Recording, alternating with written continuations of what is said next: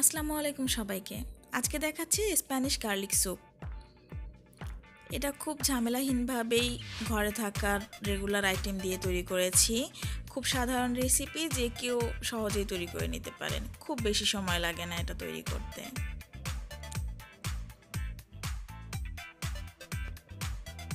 প্রথমেই আমি 5টা রসুনের কোয়া নিয়ে নিচ্ছি। এগুলাকে সুন্দর করে খোসা ছাড়িয়ে নিয়ে পাতলা স্লাইস করে কেটে নিব। আপনারা এক্ষেত্রে গ্রেটার ইউজ করতে পারেন কিংবা ছুরি দিয়ে কেটে নিতে পারেন। কিছুটা পাতলা করবেন, তবে একদম চিকন কুচি করবেন না, এতে করে স্যুপ বানানোর সময় গলে যাবে।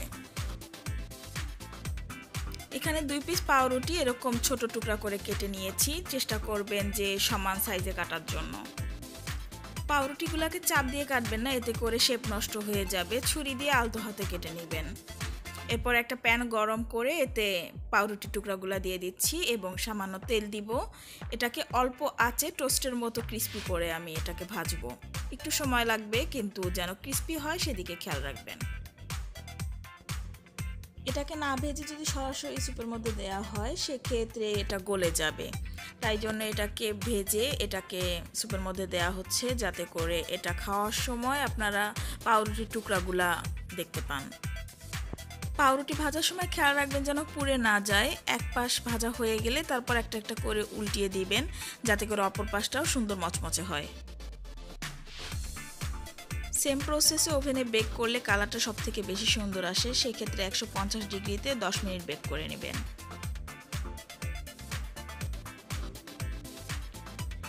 আমার পাউরুটি টুকরাগুলা প্রায় হয়ে এসেছে। আমি এখন একটা পাত্রে আলাদা করে নামিয়ে নিচ্ছি।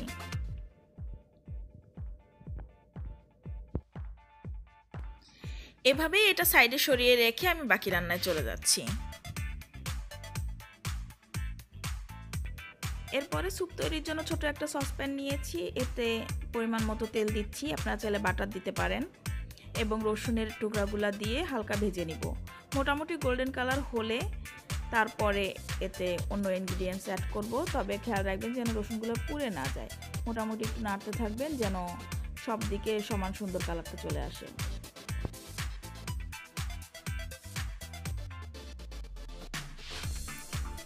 রসুনের টুকরাগুলো মোটামুটি ভাজা হয়ে গেলে এতে আমি 1 কিউব চিকেন স্টক দিয়ে দিচ্ছি। আপনাদের ঘরে চিকেন স্টকের কিউব না থাকলে সেক্ষেত্রে চিকেনের ব্রথ ইউজ করতে পারেন বা চিকেন স্টক নিজে বানিয়ে ইউজ করতে পারেন। এটাকে গলানোর জন্য সামান্য পানি দিচ্ছি এবং ভালো করে নেড়ে দিচ্ছি। এর মাঝে আমি কিছু কাঁচামরিচের টুকরা দিয়ে দিচ্ছি, কারণ আমি খুব বেশি ঝাল পছন্দ করি। আপনারা চাইলে এখানে ঝালের পার্টটা স্কিপ করতে পারেন কিংবা কম দিতে পারেন।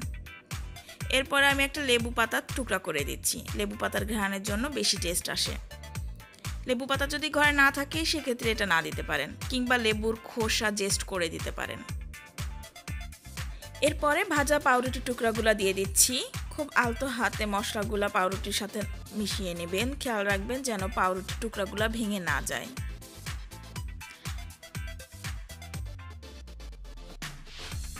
মশলাগুলো মেশানো হয়ে গেলে আমি এতে 1 কাপের মতো পানি দিয়ে দিচ্ছি। চেষ্টা করবেন গরম পানি দেওয়ার জন্য। পানির পরিমাণটা অতটুকুই হবে আপনার স্যুপের থিকনেসটা যতটুকু চান।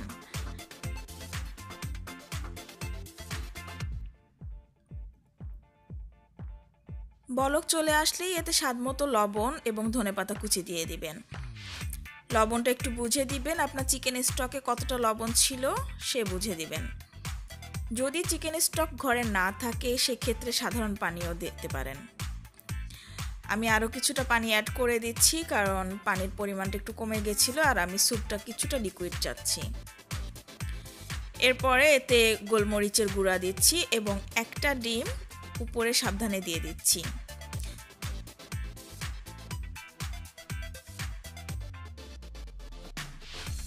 ডিমটা দেওয়ার পরে এটাকে 1 থেকে 2 মিনিটের জন্য ঢেকে রেখে দিবেন অল্প আঁচে।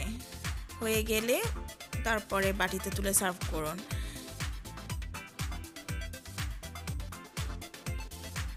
এটাকে যে কোনো সময় বিকালের নাস্তায় কিংবা ডিনারে সার্ভ করতে পারেন, কিংবা যারা ডায়েটে আছেন তারা লাঞ্চের টাইমেও খেতে পারেন এটা। যেহেতু এটাতে খুব বেশি ফ্যাট ইউজ করিনি সেক্ষেত্রে এটা ডায়েটে কোনো সমস্যা করবে না। রেসিপিটা ভালো লাগলে চ্যানেলটা সাবস্ক্রাইব করতে ভুলবেন না।